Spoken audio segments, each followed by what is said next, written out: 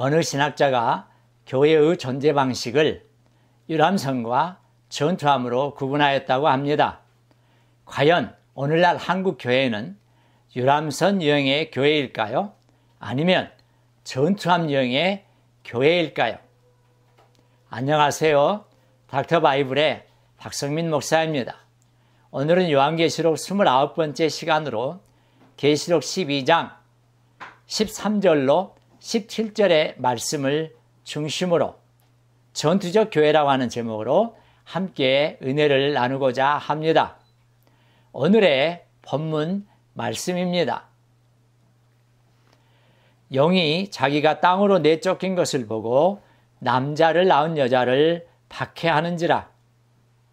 그 여자가 큰 독수리에 두 날개를 받아 광야 자기 곳으로 날아가 거기서 그 뱀의 낯을 피하여 한 떼와 두 떼와 반 떼를 양육받으매 여자의 뒤에서 뱀이 그 입으로 물을 강같이 토하여 여자를 물에 떠내려가게 하려 하되 땅이 여자를 도와 그 입을 벌려 용의 입에서 토한 강물을 삼키니 용이 여자에게 분노하여 돌아가서 그 여자의 남은 자손 곧 하나님의 계명을 지키며 예수의 증거를 가진 자들과 더불어 싸우려고 바다 모래 위에 서 있더라.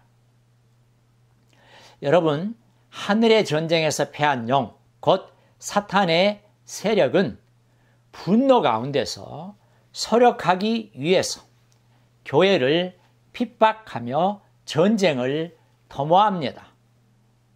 이러한 사탄의 분노와 전쟁에 맞서기 위해서 교회는 어떠해야 할까요? 그렇습니다. 당연히 전투적이어야 합니다. 오늘 본문은 이런 내용을 잘 설명해 주고 있습니다.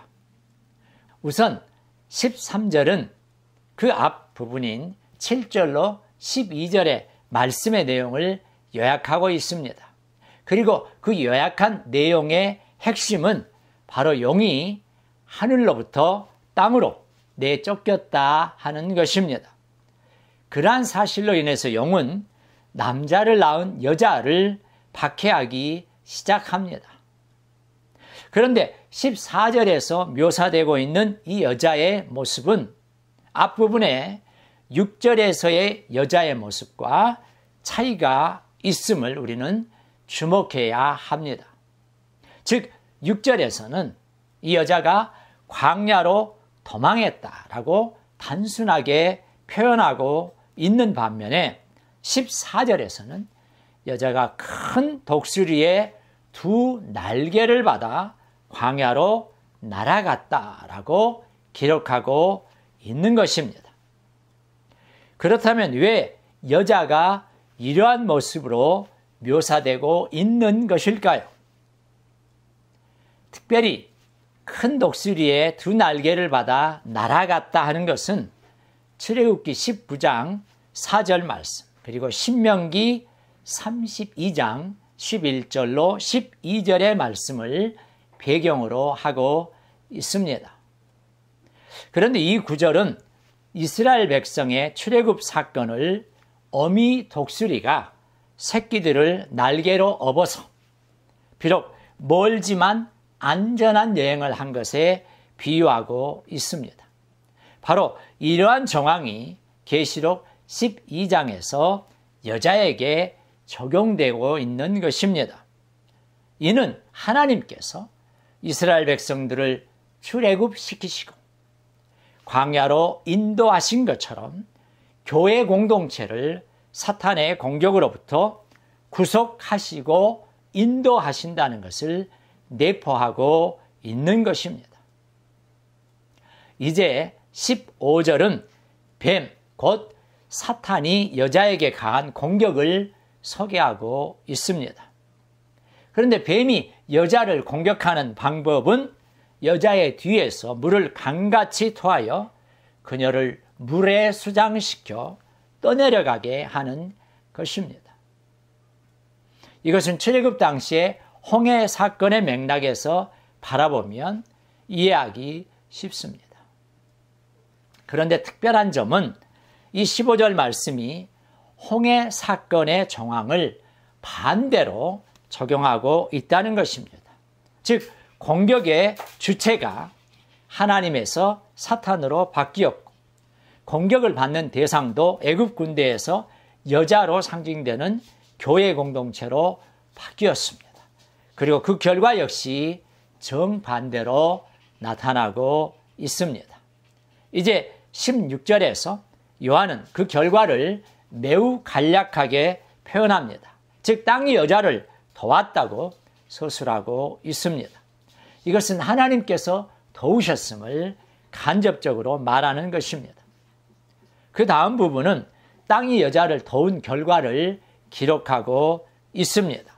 그 땅이 그 입을 벌려서 용이 입에서 토한 강물을 삼켰다고 말하고 있습니다. 여러분, 이것은 하나님께서 교회 공동체를 사탄의 공격에서 얼마나 극적으로 보호해 주시고 승리하게 하시는가를 상당히 흥미롭게 전달하고 있습니다. 마지막으로 17절은 12장의 내용을 전체적으로 정리하고 잘 마무리해 주고 있습니다. 우선 여자를 향한 용의 공격이 무의로 끝나자 용은 그 여자에 대해서 분노합니다. 그런데 용의 분노는 너무 커서 용으로 하여금 전쟁을 일으키게 하는데 그 대상이 여자가 아니라 그 여자의 남은 자손입니다. 그런데 여기에서 이 문구는 두 가지 개념을 가지고 있습니다. 무엇보다 이 표현은 창세기 3장 15절에 여자의 후손과 같은 표현입니다. 특히 창세기 3장 15절에 나오는 여자의 후손이 예수 그리스도를 가리키는 것이라면 오늘 본문의 여자의 자손 역시 예수님을 가리키는 것이라고 할 수 있습니다. 그리고 이 남은 자, 본문에서는 남은 자들 복수로 표현이 되고 있는 이 남은 자들이라고 하는 표현은 여자의 후손의 남은 자들로서 예수님께 속한 자들인 하나님의 교회 공동체를 가리킵니다. 그러므로 여자의 후손인 예수님과 사탄 사이에 대립 관계가 존재할 뿐 아니라 여자의 후손인 남은 자들, 곧 교회 공동체와 사탄과의 사이에도 이 대립 관계가 존재하는 것입니다. 하늘의 전쟁에서 패한 용, 곧 사탄의 세력은 분노 가운데 서력하기 위해서 교회를 핍박하며 전쟁을 도모합니다. 이러한 사탄의 분노와 전쟁에 맞서기 위해서 교회는 어떠해야 할까요? 그렇습니다. 교회는 전투적이어야 하는 것입니다. 앞부분에서도 말씀드렸듯이 교회의 존재 방식은 이 유람선과 전투함으로 분류할 수 있습니다. 그런데 유람선 유형의 교회라고 하는 것은 교회가 존립하는 것만으로 성도들이 만족하는 유형입니다. 마치 유람선을 타고 관광하는 사람들처럼 쾌적한 환경에서 승무원들, 즉 교역자들, 사역자들의 섬김과 돌봄을 받고 바깥에 펼쳐지는 경치를 즐기는 것으로 그저 만족하는 그런 유형의 교회입니다. 반면에 전투함 유형의 교회는 교회가 지향해야 할 사명을 완수하기 위해서 모든 성도가 뜻을 같이해서 사명을 완수하기 위해서 헌신하며 땀을 흘리며 수고하는 교회인 것입니다. 사랑하는 여러분, 과연 오늘날 한국교회는 어떤 유형의 교회입니까? 유람선 유형의 교회입니까? 아니면 전투함 유형의 교회입니까? 여러분, 교회는 반드시 전투적이어야 합니다. 여러분, 전투적이란 말이 무슨 뜻일까요?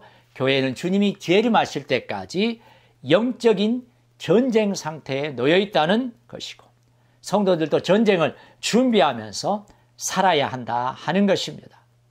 그러므로 깨어 기도해야 되고 하나님의 말씀에 순종해서 선교의 귀한 사명을 감당해야 되고 세상의 빛과 소금의 사명을 감당해야 하는 것입니다. 우리는 예수 그리스도께서 구속 사역을 통해서 성취하신 이 승리를 주님 다시 오시는 그 재림의 날까지 실현해야 될 사명을 가지고 있습니다.